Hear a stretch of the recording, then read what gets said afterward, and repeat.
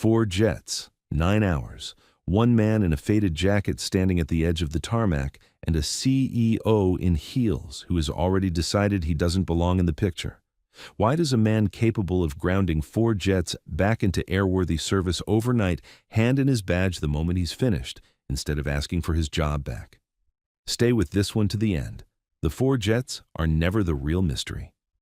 The floodlights over the Westbrook hangar threw everyone's shadow long across the concrete, and Delphine Cavendish stood in the middle of that light in heels that were never meant for tarmac, addressing 31 people by the badge numbers stitched above their pockets. 4 jets sat nose to tail behind her, cowlings open, actuator housings exposed to the night air like wounds nobody had explained yet. She had come straight from a valuation call in which a holding group's attorneys had used the word liability 4 times in 6 minutes, and she carried that word onto the floor with her now, sharpened. All 4 aircraft would be certified airworthy by sunrise, she said, or every name on this floor would answer for it personally, starting with hers, which meant, by extension, all of theirs. Nobody moved. Somewhere behind her, a compressor ticked as it cooled. Her eyes went once around the crew and stopped on a man near the tail of the nearest jet, mid-30s, quiet, a jacket faded at the elbows with a pale rectangle over the breast where something had once been stitched and was not stitched now. He said, without raising his hand or his voice, that he could look at the actuators if she wanted a second read before Spencer's team dug in. She didn't ask his name. She read his badge number aloud instead, informed him that dead weight didn't get a vote at 11 p.m. deadlines, and told him to clear the floor and let people who were actually qualified do the work he was, at this hour, only in the way of. He nodded once, the way a man nods at weather, and stepped back into the shadow past the floodlight's edge. Nobody watched him after that. That was the mistake, though nobody would call it a mistake for 6 more days. At 2 a.m., with the coffee gone cold in 3 different break rooms and Spencer Fairchild's engineers still arguing over a torque reading on the second jet, all 4 aircraft stood certified, signed, and sealed, their discrepancy tags cleared in a hand nobody in that hangar had ever seen sign anything of consequence. A formal discrepancy report sat filed with the FAA's regional office, time-stamped 1:47 a.m., and on Delphine Cavendish's desk, square in the center where she would find it first thing, a badge lay face down, quiet as a closed door, left there by a man who had already driven home before she ever knew he'd touched a single one of her jets. 6 hours earlier than that discrepancy report, in a kitchen 30 minutes from the hangar, the day had started the way it always did. Silas Vaughn packed Cora's lunch in the order she preferred it, the apple cut before the sandwich wrapped, never after, because a girl who was 9 going on 40 had opinions about warm bread touching cold fruit and would state them once, plainly, and consider the matter closed. He worked at the stove with the particular stillness of a man who had already done a full day's thinking before the day began. Oatmeal on a low flame, 2 knocks on Cora's door, and never 3. Then, as he did most mornings, whether or not the shift ahead demanded it, he reached to the shelf above the toolbox by the back door and took down a cloth-bound notebook scorched dark at one corner, its spine soft from handling, and read a page the way another man might read a horoscope, not for guidance exactly, but for the comfort of a fixed point. Cora watched him do it over her cereal, chin on her fist, and asked the only question she ever asked about anything that mattered.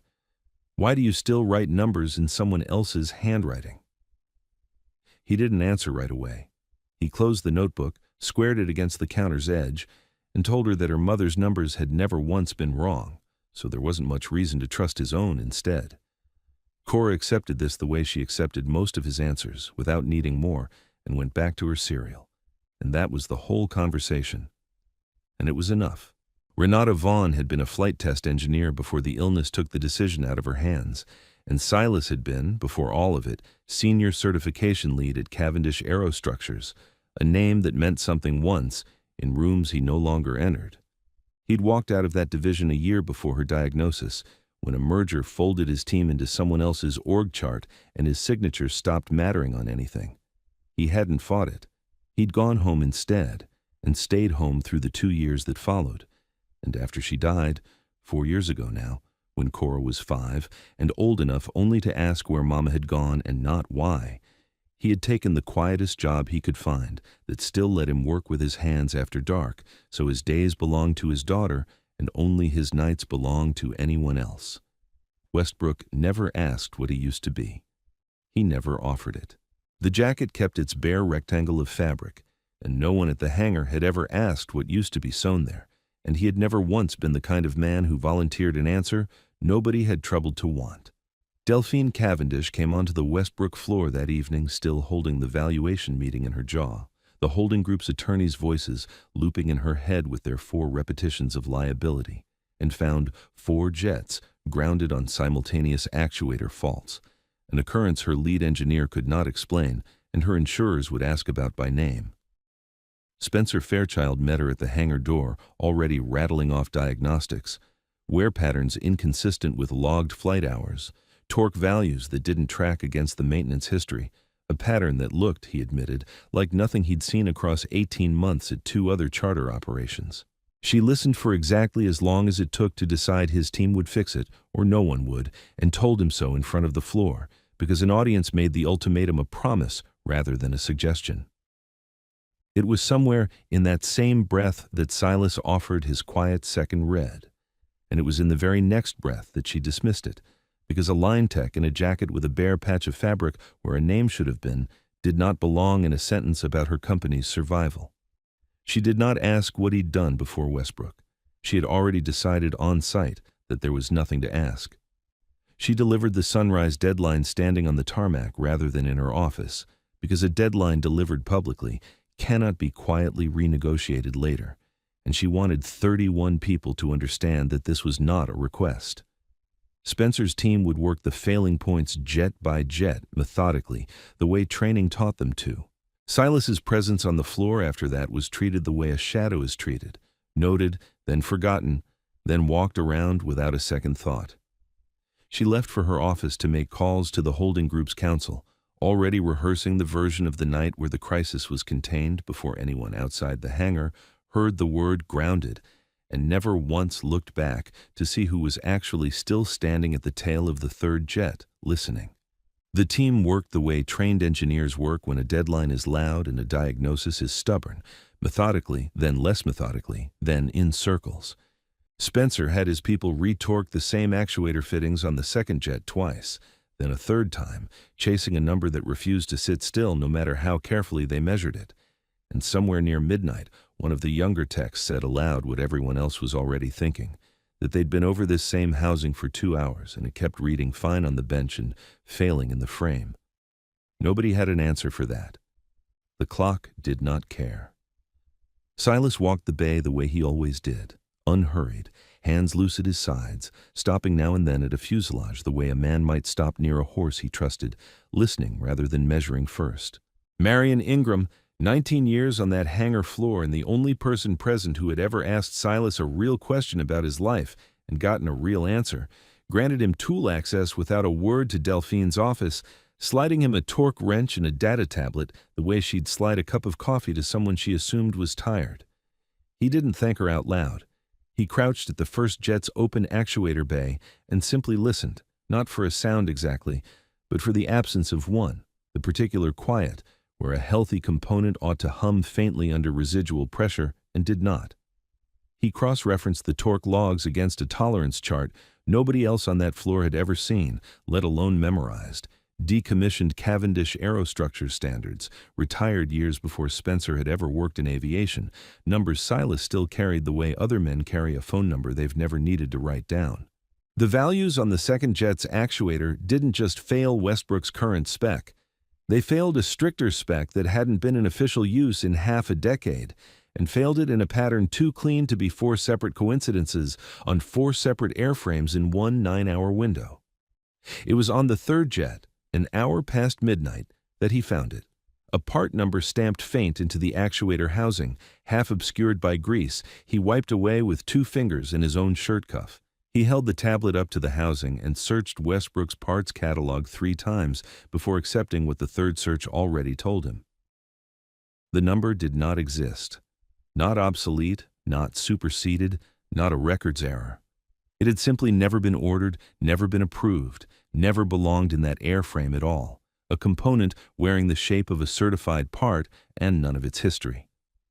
He photographed it, logged it, and said nothing to Spencer, who was 2 aircraft away, still chasing a torque value that would never resolve because he was measuring the wrong problem entirely. By 2 a.m., the 4th jet was the only one left uncertified, and Silas worked it alone in a bay gone quiet, except for the hum of the floodlights and his own unhurried breathing. He replaced the actuator, checked the torque against Renata's chart rather than Westbrook's, and logged the final reading in her shorthand rather than his own. The same compressed notation she'd used across a decade of test logs, half numeral and half private code, a language he'd learned the way you learn a person rather than a subject. He logged the last actuator torque in her shorthand, not his own, because some nights the only voice he trusted was hers. Marion found him closing the panel and stood there a moment before she said anything, the way people do when they already know a thing is about to become permanent by being spoken aloud. She told Spencer, who had come to see what the quiet meant, that the man crouched at the 4th jet had once run flight certification at Cavendish Aerostructures, the very firm Delphine Cavendish's own father had built, and that Delphine herself had inherited. Spencer's face did the thing faces do when a fact rearranges an entire evening in a single sentence. The night crew, half awake near the break room door, went still in a way that functioned in that hangar as applause.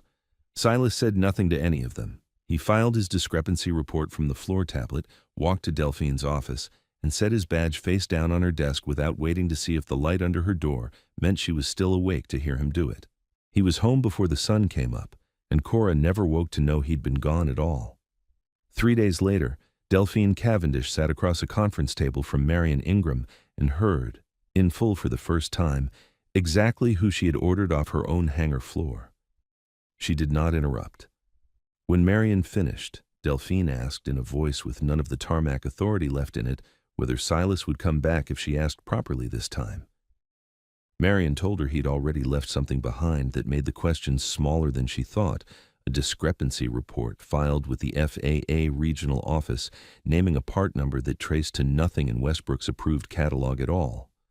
Delphine had known, in the abstract, that a filing existed.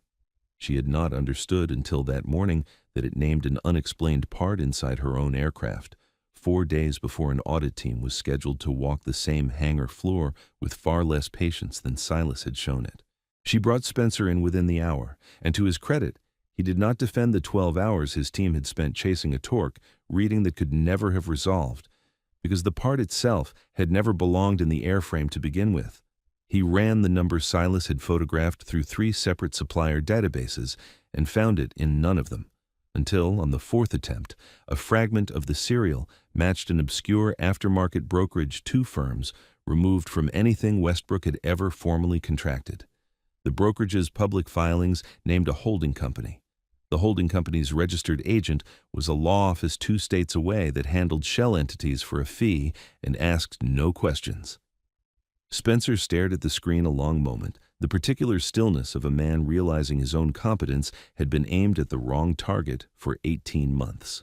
The holding group's attorneys, informed of the discrepancy report as a matter of disclosure, gave Westbrook 6 days before the signing, audit first, questions after, sale contingent on both. Delphine did not sleep much in those 6 days. She kept a printout of the part number in her jacket pocket the way another woman might keep a rosary. And she stopped, for the first time since her father's funeral, referring to her staff by their badge numbers at all. The shell entity took 3 more days to unravel, and it was Marion, not Spencer, who found the filament that connected it all, a signature on the brokerage's founding documents that matched letter for letter a name on Westbrook's own executive roster. Lorraine Templeton, chief operating officer, had held a controlling interest in the brokerage for going on 2 years, rooted through the shell so cleanly that even a careful audit would have needed a reason to look. For 14 months she had approved substitute actuator components sourced through that same brokerage at a fraction of certified cost, pocketed the margin, and rewritten the maintenance logs to hide the substitution before any auditor thought to ask why 4 jets had failed the same inspection point in the same 9-hour window. The 4-jet crisis had not been an accident of maintenance. It had been engineered, deliberately, to force a rushed fix under enough pressure that no one would look twice at the parts themselves, until one man did. When confronted in Delphine's office, with Spencer's printouts spread across the desk and Marion standing at the door with her arms crossed, Lorraine did not deny the ownership. She pivoted instead, calmly, toward the empty chair where Silas might have been sitting had he still worked there, and suggested that a man who resigned the instant his work was done, without waiting to be thanked or paid, was a man with something to hide rather than something to protect. That his badge on the desk looked, in hindsight, less like integrity and more like a man fleeing scrutiny before it found him. Delphine's face did not change, but something in the room did. Marion set a folder on the desk without a word, 19 years of hangar access logs inside it, and pointed to a single column that had nothing to do with actuators at all: system permissions. Silas Vaughn had never, in 11 years at Westbrook, been granted access to alter a maintenance record of any kind. He couldn't have falsified a single line if he'd wanted to. The silence that followed was not the same silence as the one on the hangar floor at 2 a.m. It was smaller and colder and belonged entirely to Lorraine. The hangar floor reckoning happened on a Thursday morning with the light coming low and gold through the bay doors, the same light Silas had once used instead of a clock, and the whole staff assembled the way they had for the Sunrise ultimatum 6 days before, except this time no one stood in heels at the center issuing threats. The FAA regional investigator, a woman named nobody in that room would remember by name in a year, but whose voice everyone would remember the shape of, read Silas's discrepancy report aloud for the record, and somewhere in the middle of it, she stopped, turned a page slower, and read a single line twice. A description of actuator tolerance, drift under repeated load cycling, phrased in a notation so specific it did not belong to any modern certification standard at all. She asked, not unkindly, where he had learned to write it that way. Silas didn't answer at first. Marion answered for him, quietly, that the phrasing belonged to a flight test engineer named Renata Vaughn, and that the notebook it came from was scorched at one corner and sat on a shelf in Silas's kitchen, and that he had been copying her handwriting into his own work, in his own words but her order of thought, for 4 years without ever once calling it anything but habit. The room understood, all at once, the size of what it had been standing next to for 11 years without noticing. A man finishing his late wife's unfinished engineering, quietly, alone, every single night, because it was the only way he knew to keep working alongside her. Delphine did not offer a speech. She said in front of the investigator and the crew and Spencer and Marion that she had looked at Silas Vaughn on the tarmac and seen a badge number and a bare patch of fabric where a name should have been, and had decided, before he ever spoke a full sentence, that he had nothing to teach her, and that the failure had been entirely hers, not his, and there was no version of the last 6 days that excused it. She asked him, plainly, what he wanted, not what would satisfy him, what he wanted. He didn't ask for his job back, though everyone in that hangar, including Delphine, half expected him to. He asked instead that Westbrook fund independent parts audits going forward, outside any executive's reach, and that the certification standard the whole floor worked from stop being Westbrook's convenience spec and become, instead, the stricter tolerance chart his late wife had written years before anyone in that hangar had heard her name, posted, credited, permanent. Delphine agreed before he finished the sentence. 3 months later, the sale to the holding group closed under an audit protocol that now carried, in its formal documentation, the name Renata Vaughn beside every tolerance figure it cited, and no one in the signing room asked why, because by then everyone in that industry corridor had heard some version of the story and understood it did not need explaining twice. Silas returned to the hangar floor on his own terms, not reinstated so much as simply present again, training Spencer and the junior techs in a certification standard sharper than the one they'd inherited, and Spencer, who had once measured him by a badge number and a faded jacket, now deferred to him in front of the whole crew without being asked to, which was its own kind of apology, plainer than words. Delphine came by the floor some mornings now, quieter than she used to be, and stood at the edge the way visitors stand, not the way owners stand, and that, too, no one commented on, because it didn't need comment. At dawn, in the doorway of the small workshop behind the rented house, Cora stood in her school shoes with her mother's scorched notebook held out in both hands, the way she had every morning since she'd first been tall enough to reach the shelf above the toolbox, the gesture unchanged from the first time she'd done it to this one, 4 years of the same small ritual grown into something neither of them had ever needed to name aloud. Silas took it from her the way he always did, without comment, and opened it to the page he needed, and somewhere behind them the light came up gold across the yard, the same way it came up gold across a hangar bay 6 months of mornings later, and none of it needed saying, because by then, at last, it was plainly seen by everyone but the two of them, who had never once been keeping score. If you believe quiet competence deserves to be seen before it's forced into the light, you already know why this story mattered.